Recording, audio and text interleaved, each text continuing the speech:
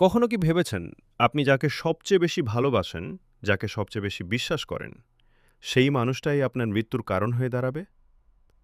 দিনের শেষে ক্লান্ত হয়ে আপনি যে বাড়িতে ফেরেন একটু শান্তির খোঁজে, সেই বাড়িটাই যদি হয়ে ওঠে আপনার কবরস্থান, তখন কেমন লাগবে? আজকের গল্পটা কোনো কাল্পনিক সিনেমার স্ক্রিপ্ট নয়। এটি এমন এক নির্মম বাস্তবের গল্প যা শুনলে আপনার নিজের ছায়াকেও বিশ্বাস করতে ভয় করবে। আজ আমরা জানব নিকোল আবু শারিফ নামের এক নারীর কাহিনী। বাইরে থেকে দেখতে একদম সাধারণ এক গৃহবধূ, কিন্তু তার মনের ভেতর লুকিয়েছিল এমন এক অন্ধকার যা সেপটিক ট্যাঙ্কের অন্ধকারের চেয়েও গভীর। ২০০৭ সাল, শিকাগোর ভিলা পার্ক এলাকা। হাশেম আলী এবং নিকোল আবু শারিফ বাইরে থেকে দেখলে একেবারে সাধারণ, সুখী একটি দম্পতি। হাশেম ছিলেন একজন অত্যন্ত পরিশ্রমী এবং ভদ্র মানুষ। পরিবারের মুখে হাসি ফোটাতে তিনি দিনরাত এক করে খাটতেন।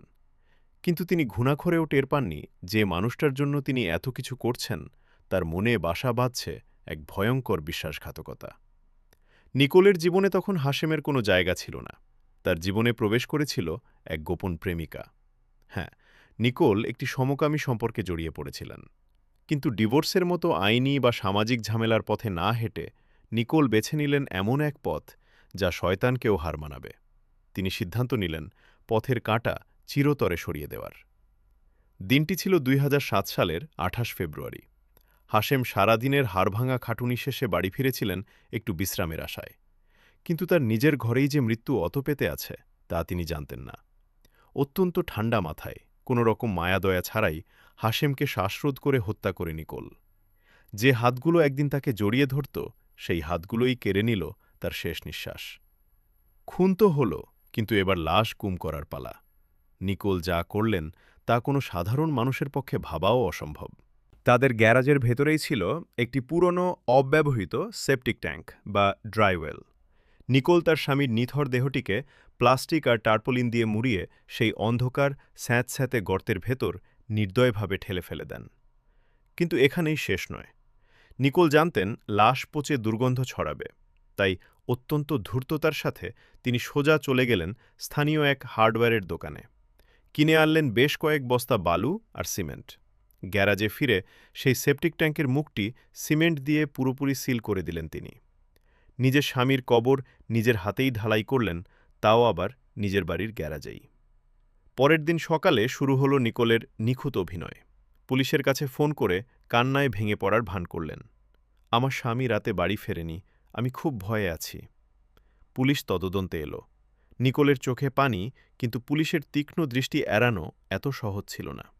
পুরো বাড়ি তল্লাশি করার পর অফিসাররা যখন গ্যারাজে ঢুকলেন, তাদের চোখ আটকে যায় মেঝেতে পড়ে থাকা কিছু বালু আর সিমেন্টের গুঁড়োর দিকে। একজন নিখোঁজ মানুষের বাড়িতে হঠাৎ সিমেন্টের কী কাজ? সন্দেহটা ওখানেই দানা বাঁধে।